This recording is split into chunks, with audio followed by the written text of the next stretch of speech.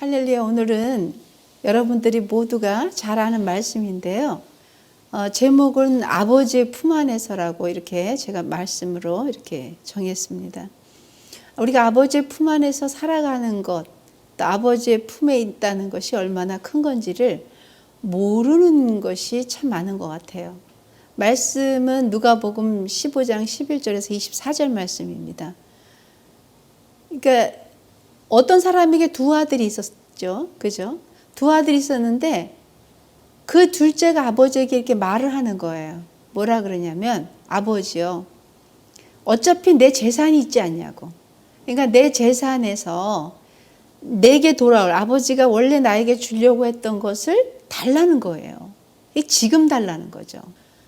그러니까 그 아버지께서 그 살림을 각각 이렇게 나누었단 말이에요. 이렇게 주셨어요. 근데 며칠이 안 돼서 이제 둘째 아들이 그 이제 가지고 있는 재물을 다 가지고 어디로 가냐면은요, 다른 나라로 가는 거예요. 그 재산은 있기 때문에 이제 허랑방탕하게 살고 싶은 건데, 그 허랑방탕이 자기 살고 싶은 대로 살아보고 싶었던 거죠. 자기 살아보고 싶어서 아버지한테 내 재산을 달라 그래서 갔어요. 근데 먼 데로 가가지고 그 돈을 다 낭비했어요. 다 낭비하니까 이제 더 이상 먹을 것도 없고 흥미도 없고, 그러니까 어떻게 해요? 다 없애고 나서 마침 없앴는데 그 나라에 또 크게 또 때마침 흉년이 들었어요. 흉년이 이렇게 다 들어버리니까 모두가 다 먹고 살기가 힘든 거예요.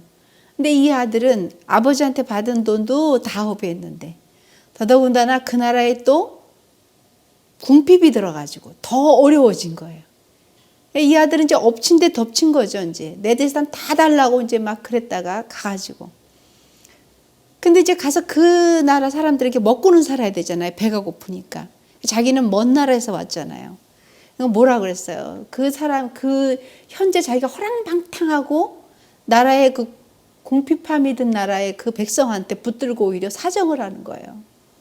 그냥 가서 붙어 사는 거예요. 막 먹을 거를 달라고. 그들이 들에 가서 뭘 먹냐 하면은요, 그 돼지를 치게 했어요. 그 사람한테. 너 차라리 가서 돼지를 쳐라. 얼마나 많은 돈을 다 허비하고 이제 쓸 돈이 없으니까 이제 돼지를 이렇게 먹이게 된 거죠. 일을 하게 된 거예요. 근데 기가 막힌 거는 사람 하루아침에 망한다고요. 하루아침에 부자가 이렇게 몇 대 못 간다는 얘기도 있잖아요.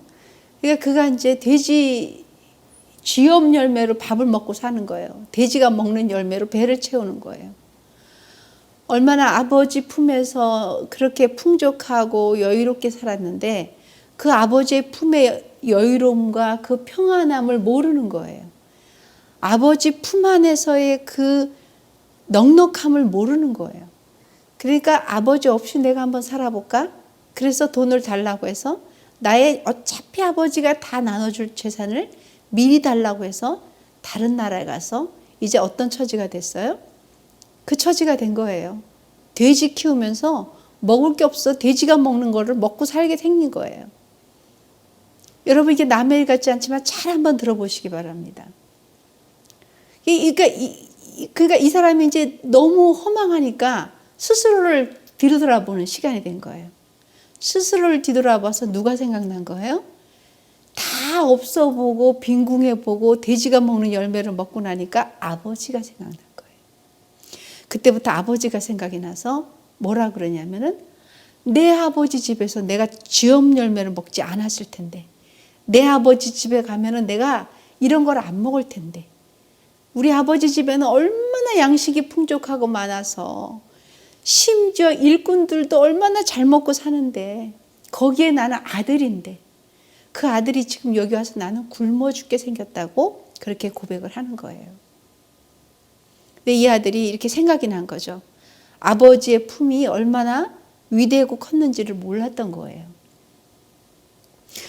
저나 여러분들도 아버지 품에 있어요. 근데 왜 아버지 품에 있으면서도 외롭다는 말을 자주 하시는지 모르겠네요. 아버지 품에 있으면서도 왜 혼자인 것 같다고 생각이 들까요? 그리고 아버지 안에 있으면서 왜 나는 고독하다고 자기 목숨을 그렇게 쉽게 방황하는지 모르겠어요. 이 아들이 그랬어요. 아버지랑 있을 때 부유함과 풍성함과 여유로움과 넉넉함과 그거 다 떠나서 제일 큰 게 사랑이잖아요. 아버지 품에서 제일 느끼는 게 사랑 아니겠습니까? 아버지는 무한하게 사랑을 주었건만 그 아들은 그 사랑을 못 느꼈던 거예요. 물질만 알았던 거죠. 근데 이제 돼지가 먹는 쥐염 열매를 먹으면서 하늘을 보면서 아버지 생각이 난 거예요. 그래서 뭐라고 고백해요? 내가 일어나 아버지께로 가자. 아버지께로 가서 아버지에게 뭐라고 얘기냐면은 아버지 내가 하늘과 아버지께 죄를 지었다고 이렇게 얘기를 하자. 그리고 뭐라고까지 얘기냐면 이제부터는 나를 아들로 생각하지 마시고 그냥 일꾼처럼 대해달라고 이렇게 얘기를 하는 거예요. 그렇게 고백을 하고 이제 아버지께로 이제 달려간 거예요. 아버지께로 막 가는 거죠. 근데 신기한 일이 생긴 거예요. 아들이 나가서 허랑방탕하게 그 많은 돈을 쓰고 오기까지 시간이 얼마나 많이 걸렸겠습니까? 얼마나 많은 세월이 걸렸겠어요. 그런데 아버지의 눈은 항상 그 아들에게 향해 있었던 거예요. 아버지의 마음은 집 나간 아들을 향해 있었던 거예요. 그 집 나간 아들을 향해서 늘 바라보고 있었던 거예요. 그 아들이 이제 다 포기하고 내 아버지 집에 가서 품꾼, 그러니까 일꾼으로 삼아달라고 내가 아버지께 죄를 지었고 하늘에 죄를 지었으니 나를 받아달라고 그렇게 이제 뛰어가는 장면인데 아직도 아버지 집에 도달하려면 멀었어요. 멀었는데 저 멀리서 아버지가 그 아들을 단번에 알아보는 거예요. 단순간에 알아보는 거예요. 순간적으로 내 아들이구나라고 찾아내시는 거예요. 그리고 그 아버지가 어떻게 해요? 그 아들에게 달려가서 끌어안아서 목을 안아주시고 입을 맞춰주시는 거예요. 여러분 한번 상상해 보시기 바랍니다. 이 아들의 그 옷차림이 그 전에 아버지와 같이 있었을 때 옷차림이었겠냐고요. 그 아들의 몰골이 아버지 집에서 편하게 있었을 때 그 몰골은 아니었어요. 정말 거지꼴로 해서 정말 이제는 먹을 게 없어서 더 이상 살 소망이 끊어져서 다시 아버지 집으로 돌아오는 그 아들을 그렇게 거리가 먼데도 순간 아버지는 알아보시는 거예요. 저게 내 아들이지. 저 아들이 내 자식이지. 방황을 해도 그 끝에서 아버지는 내 아들이지. 여러분 살다 보면 방황하는 일이 왜 없습니까? 왜 힘든 일이 없겠습니까? 마음 아프고 절절히 힘들어서 용납할 수도 없고 용서할 수 없는 일들이 얼마나 우리의 마음을 괴롭히고 갈갈이 찢길 수밖에 없는 그런 일들이 왜 없겠습니까? 그래서 상한 마음으로 얼굴도 바뀌고 언어도 바뀌고 아버지 품에 있었을 때 그 사랑의 언어도 잊어버리고 아버지 품에 있을 때 그 음식의 맛도 잊어버리고 이제는 돼지가 먹는 그 쥐염 열매, 돼지가 입을 놓고 먹는 그것을 같이 먹는 그 아들의 변한 모습을 어찌 그렇게 쉽게 알았겠습니까? 그분이 하늘아버지십니다. 그분이 여러분들의 아버지시고 저의 아버지십니다. 영원한 하늘의 아버지, 나의 아버지십니다. 살다가 우리가 지쳐서 넘어지고 살다가 우리가 지쳐서 쓰러지고 살다가 이것이 끝일 것 같아서 모든 것들을 포기하고 싶은 그 순간도 하나님 아버지는 한 번도 눈길을 우리에게 거두지 않으신다는 것을 믿으시길 예수님을 축원합니다. 그렇게 다 망가진 아들을 아버지는 순간에 알아보고 달려와서 목을 끌어안았습니다. 내 아들이구나. 내 아들이다. 내 아들이 살아 돌아왔구나. 내 아들이 내 품으로 돌아왔구나. 묻지 않으셨어요. 야단치지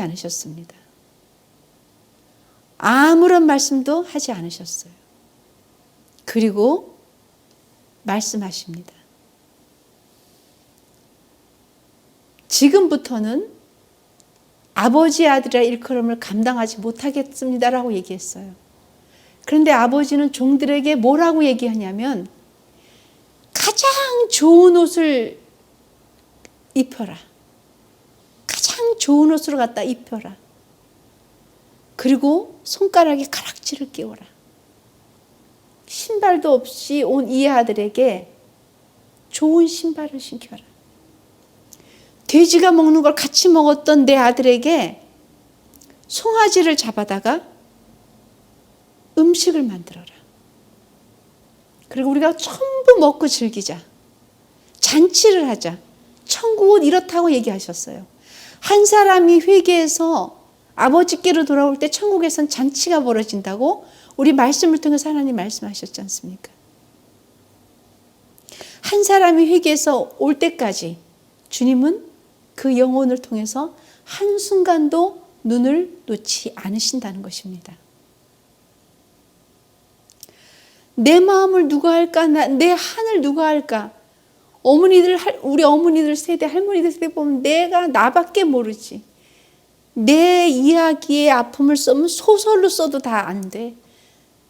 몇 날, 며칠, 몇 년을 얘기해도 내 한을 이해할 자가 없어. 그 순간도 아버지의 눈은 변함없이 지켜보고 계신다는 겁니다. 그리고 뭐라 그래요? 다 즐겨라. 천국에서 마치 한 사람이 회개해서 천국에 정말 예수 그리스도를 믿는 그 순간 천국 잔치가 일어나는 것처럼 죽었다가 이렇게 허랑방탕했지만 내 아들이 다시 오지 않았느냐. 즐기라는 거예요. 잔치를 하라는 거예요. 이 내 아들은 죽었다가 다시 살아났으며 내가 잃었다가 다시 얻었다 그랬습니다. 그들이 모두 즐거워했다 그랬어요. 모두 즐거워했어요. 근데 여러분 여기서 보면 어떤 대목이 나오냐면요. 이렇게 잔치를 베풀 때 큰아들이 등장을 합니다. 근데 큰아들은 속상해요. 왜냐하면 나는 열심히 일했는데 늘 아버지하고 같이 일했는데 저렇게 허랑방탕하게 다 탕진하고 온 형제에게는 이렇게 가락지를 끼우시고 옷을 새로 입히시고 송아지를 잡아서 음식을 해주고 불공평하다고 아버지에게 항의를 합니다. 여러분 그럴 수 있지 않겠습니까? 우리 삶에 살면서 그러잖아요. 나는 부모를 모셨는데 너는 모시지도 않고 부모님 모시는 것 때문에 막 이게 형제간에 불화가 얼마나 많아요. 그래 여러분 부모가 되신 분들 우리 건강하게 살아야 돼요. 자식들에게 폐 끼치지 않고 자식들에게 싸움을 일으키지 않으려면 우리가 모두 건강하게 살아야 될 것 같습니다. 여기도 마찬가지예요. 와서 막 항의하는 거예요. 왜 난 아버지를 모시고 살았고 아버지가 시키는 대로 다 했는데 왜 쟤는 돈을 미리 다 주고 다 탕진해내고 돌아왔는데 야단치고 벌을 줘야 되는데 이렇게 잔치까지 하고 언제 나한테 그렇게 했냐고 막 그러는 거예요. 그때 아버지가 아들한테 얘기해요. 얘야, 너는 항상 나와 함께 있지 않았니? 불공평한 게 없는 거예요. 항상 너는 나와 함께 있지 않았니? 내 것이 다 내 것이고 내 것이 다 내 것이 아니야. 내 것이 다 내 것이라는 거예요. 함께 있기를 바랍니다. 탕자처럼 갔다가 온 것도 귀하지만 여러분 함께 하나님과 영원히 함께 있는 것 그것이 더 귀한 거예요. 그것을 큰아들은 놓친 겁니다. 그것을 놓쳤기 때문에 큰아들은 내가 그냥 이렇게 열심히 하나님의 일을 한다고만 생각한 거예요. 우리하고 똑같이 적용을 해보자는 거죠. 교회 안에서 아니면 가정 안에서 나만 이렇게 열심히 해. 교회 안에서 나는 열심히 이렇게 일하는데 저 사람은 일도 안 해. 나는 가족을 위해서 이렇게 열심히 일하고 돈을 벌고 애를 쓰는데 저렇게 아무것도 안 해. 근데 여러분 누구와 함께 있는 거예요? 하나님과 함께 있는 거와 하나님과 밖에 있는 거의 차이는 엄청난 거예요. 큰아들은 그걸 놓쳤습니다. 아버지와 같이 있는 이때 그 아버지의 존재를 몰랐던 거예요. 끊임없는 사랑을 주고, 둘째 아들은 나가 보니 아버지의 사랑을 깨달았던 거고, 큰 아들은 함께 있으면서 그냥 내가 이렇게 고생을 한다고 했지 그 아버지의 사랑이 영원히 나와 함께라는 걸 몰랐던 겁니다. 그래서 아버지의 품은 그렇게 그립고 아버지의 품은 그렇게 영원한 건데 이것을 몰랐기 때문에 제가 오늘 제목을 아버지의 품 안에서라고 정했습니다. 첫째 아들도 둘째 아들도 진정한 아버지의 품은 몰랐었습니다. 저와 여러분들도 혹시 이렇진 않은지요? 첫째 아들일까요? 둘째 아들일까요? 첫째 딸일까요? 둘째 딸일까요? 어디에서 우리는 아버지의 품을 놓쳤을까요? 아버지의 눈빛은 영원히 우리와 함께하는 것이에요. 아버지의 사랑 우리와 영원히 함께 하시는 겁니다. 그런데 이 부분을 우리는 놓치고 살아요. 아버지 떠나서 방황하는 분들이 얼마나 많습니까? 하나님 없이도 살아보려고, 믿었는데 없이도 살아보려고, 그리고 아예 하나님 자체를 믿지 않으려고, 그러다가 마지막 때에 내가 할 수 있는 능력 없고 내 몸도 다 만신창이가 되고 내 몸도 아프고 이제 모든 한계가 왔을 때, 그럴 때 아버지 품으로 돌아가 보자 라고 한다면 인생은 너무 비참한 거 아닐까요? 또 혹자는 말합니다. 평생 아버지 품에 있었는데 왜 나는 아버지 품에 있었는데 이렇게 내 안에 이렇게 늘 불평이 있었을까요? 품에 있었습니까? 아버지의 일을 한다는 조건이 있었습니까? 우리는 아버지의 일을 한다고 내세울 게 없습니다. 그분이 하시는 거예요. 그분과 함께 있는 거예요. 하나님과 함께 동행하는 겁니다. 창세기 18장 27절 말씀을 여러분 잘 아시잖아요. 아브라함이 대답하여 이르되 나는 티끌이라 그랬어요. 나는 티끌이나 재와 같다 그랬습니다. 감히 죽게 하렵니다. 나는 티끌과 재와 같은 내가 죽게 감히 하렵니다. 우리는 티끌과 재와 같은 거예요. 하나님은 아브라함에게 비밀이 없으셨습니다. 왜 그랬을까요? 아브라함이 위대해서? 아니요. 아브라함의 고백처럼 티끌과 재와 같아요. 아브라함이 엄청난 믿음의 소유자일까요? 그렇지 않아요. 다 단점이 있습니다. 그럼에도 하나님을 아는 것 때문에 하나님은 너에게 내가 비밀을 얘기한다 해서 조카 롯이 곧 망하게 됐단 말이에요. 가지 말아야 될 곳을 갔어요.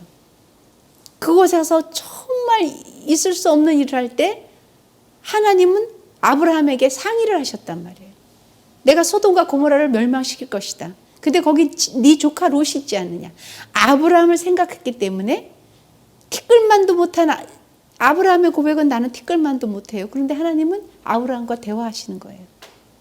의인 10명이 있어도 멸하십니까? 아니다. 의인 9이 있어도 계속. 그래서 아브라함의 그 하나님을 알매 그 은혜 때문에 롯도 살린 겁니다. 그렇다면 아브라함의 품에 있는 것이 아니라 종의 신분으로 있었던 아브라함인데 여러분들은 하나님을 아버지라 부를 수 있어요. 그 자격을 취득했습니다. 얼마나 위대한 일입니까? 고린도전서 15장 8절 말씀에 보면 맨 마지막에 만삭되지 못한 난자 같은 나에게도 보였다고. 사도 바울도 그렇게 얘기해요. 만삭되지 못한 8개월 만에 밖에 못 난 나, 완전하지 못한 나에게도 하나님 예수님은 그렇게 보이셨다는 거예요. 성숙하고 성장하고 하나님 품에 안기고 하나님 품이 어떤 건지, 하나님의 눈빛의 사랑이 어떤지 그 사랑을 깨닫는 사람들의 고백은 틀립니다. 어떻게 틀릴까요? 탕자들의 고백하고는 너무 틀린 거예요. 어차피 나를 사랑하려면 아버지 지금 나에게 다 분깃을 주세요. 내 걸 다 줘보세요. 그러면 내가 마음껏 살다가 열심히 더 벌어가지고 올게요. 하나님을 그 대신 떠납니다. 잠깐 내가 아버지 없이 나 혼자 살아볼 테니까. 그래서 어떤 사람은 물질의 복을 많이 달라 해서 주면은 하나님 떠나시는 분들도 저는 봤습니다. 근데 그 물질이 그렇게 오래 못 간다는 것도 저는 압니다. 건강을 고쳐달라고 하나님께 매달리는 분들 많이 봤습니다. 그런데 하나님께서 치유의 광선으로 고쳤을 때 다시 세상으로 나가시는 분들 저 또한 많이 봤습니다. 나중에는 어떻을까요? 똑같습니다. 탕자처럼 다시 아버지께로 돌아오시는 분들도 참 많이 봤습니다. 그런데 하나님의 품이 어떤지를 깨달았던 아브라함이나 사도 바울이나 고백은 다 이렇습니다. 만삭되지도 못한 나 같은 자에게 보이셨다는 거예요. 예수님의 사랑을. 사도 바울이 그렇게 우리랑 비교했을 때 우리 그런 일을 할 수 없었지 않을까요? 그렇게 감옥에 갇히면서도 기뻐할 수 있을까요? 매를 죽기 직전까지 맞을 수 있을까요? 그 많은 거리를 이방인들을 구원하러 그렇게 박해를 받을 수 있을까요? 그 험한 길을 갈 수 있었을까요? 내 몸에 예수의 흔적이 있다고 과감하게 고백해내면서 사도 바울이 그 일을 할 수 있었을까요? 지금처럼 이렇게 좋은 환경도 아니었습니다. 그럼에도 불구하고 하나님이 계심으로 그 사랑을 깨달았기 때문에, 예수의 그 사랑을 깨달았기 때문에 그는 스스로 자기를 만삭되어서 태어나지도 못한 그런 자라고 고백했습니다. 성숙한 사람의 하나님 품 안에서의 고백입니다. 누가복음 15장 17절 말씀도 그렇습니다. 이에 스스로 돌이켜 이르되 내 아버지에게는 양식이 풍족한 품꾼이 얼마나 많으냐는 거죠. 나는 여기서 줄여 죽는구나. 이제 내가 너에게 이르노니 이와 같이 죄인 한 사람이 회개하여 하나님께로, 하나님의 사자들 앞에서는 큰 기쁨이 된다 그랬습니다. 앞에 문맥과 뒤에 문맥을 한번 여러분 연결해 보십시오. 내가 아버지 집에서 나왔으니까 줄여 죽는구나. 그런데 한 사람이 회개함으로 모든 그 하나님의 사자들 앞에 기쁨이 된다 그랬습니다. 그러니 여러분 아버지의 품 안에서 계시길 바랍니다. 그 품이 얼마나 넓고도 크고 환경적으로 힘든데 아버지의 품이 나에게 있기는 할까요? 라고 물으신다면 탕자를 한번 생각해 보시기 바랍니다. 아버지의 품은 위대한 것입니다. 그리고 아버지의 눈길은, 사랑은 초월적인 것입니다. 그것은 죽음과 맞바꾼 사랑이고 죽음과 맞바꾼 눈빛이십니다. 그러니 우리 모두가 하나님 앞에 얼마나 큰 사랑을 가지고 살아가야 되는지, 아버지의 품 안에 있으면 여러분 걱정할 것이 없어요. 그런 여러분들의 믿음이 성숙해지기를 바랍니다. 성숙한 자의 고백이 되시길 바랍니다. 아직도 과정 가운데 내 것 달라고, 내 것만 달라고, 하나님 아버지 내 것만 좀 달라고, 주세요 주세요. 어린아이는 죽을 먹어야지 된다 그랬어요.